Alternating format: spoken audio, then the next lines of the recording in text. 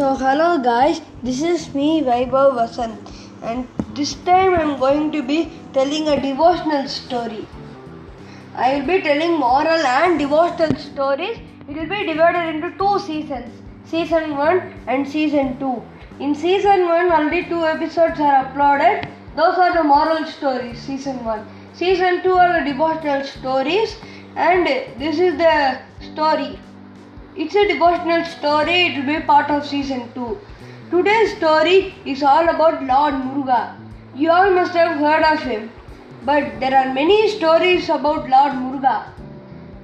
But then some of them they miss some few details. And some of them they are fake. So today I am going to be telling the full story of Lord Muruga with all the details.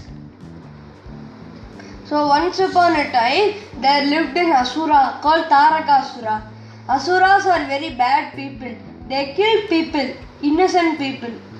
So Tarakasura was number 1 in that.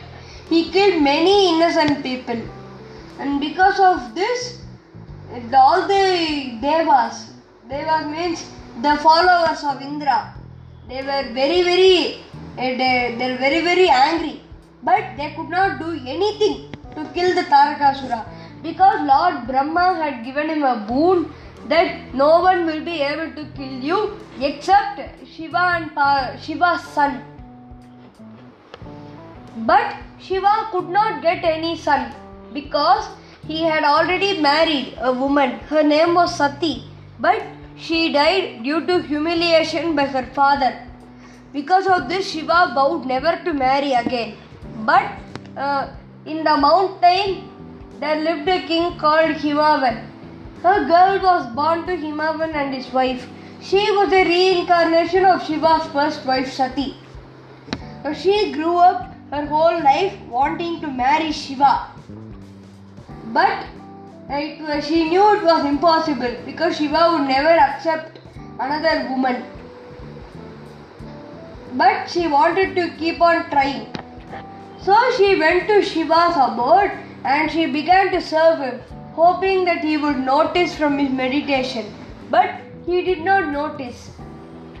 Even the Devas were planning something to get Shiva and Parvati to marry. Parvati was the girl's name. So they sent their trusted messenger, Kama. He is the god of love. He had a few arrows and bows. When he shoots an arrow from his bow, and if it hits a person, they would immediately fall in love with the first person they see. Only a woman, not a man. So Kama shot an arrow at Shiva. When Shiva opened his eyes, he was enraged to see Kama in front of him. He did not like being disturbed from his meditation. So Shiva opened his deadliest weapon, his third eye. Kama got immediately burnt to ashes. His wife was very sad. But the Devas consoled her that when Shiva and Parvati marry, your husband will come back to life. So this is how Kama shot an arrow at Shiva. But what the Deva did not know that Shiva had fallen in love with Parvati. But he did not show it. One day, when Parvati, she got so dejected that Shiva did not even notice her, she began going to her home with her friends. She was blocked by a saint. He asked, "You are the one to marry Shiva?" No. Parvati told, "Yes." "Why should you marry him? He wears ashes on his forehead and he puts a snake around his neck." Parvati got enraged. "He is my husband, I want to marry him. Why are you to say?" When she pushed him away, she was shocked to see it was Shiva. Shiva learned that Parvati's devotion and he married her. But because they did not get a child, Agni, he was the fire god. He was also one of the Devas. He created an egg. He passed on the egg to Indra. Indra passed on the egg to Ganga. Ganga passed on the egg to the nearby riverside ladies.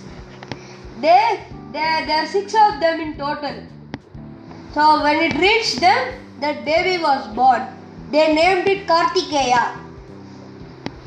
After some 2 days or 3 days, after the baby reached them, Shiva and Parvati came. They told the whole story about the Tarakasura and everything, and they took Kartikeya as their own.